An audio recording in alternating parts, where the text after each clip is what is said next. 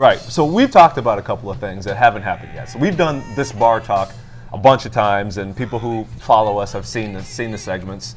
But we've never done anything outside of that. We've kind of talked about that before, us getting into the private event space together, because I do a couple of barbecue catering events that are in private spaces and small stuff like that, and often they need bartenders. So that's something we probably need to work towards, because even though it might be a private space, you can work with the patron, and maybe you can get some of that stuff on film, and you can get yourselves at an actual event, which is the hard thing to do. That's hard for me to do.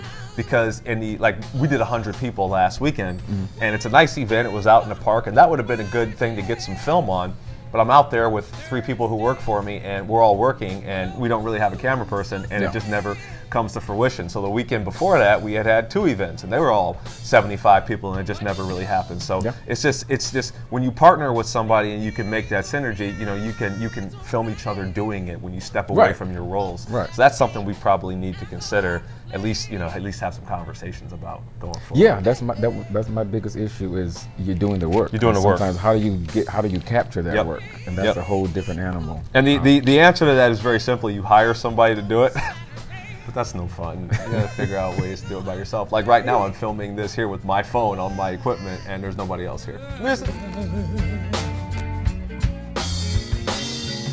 But when it comes to Sunday morning,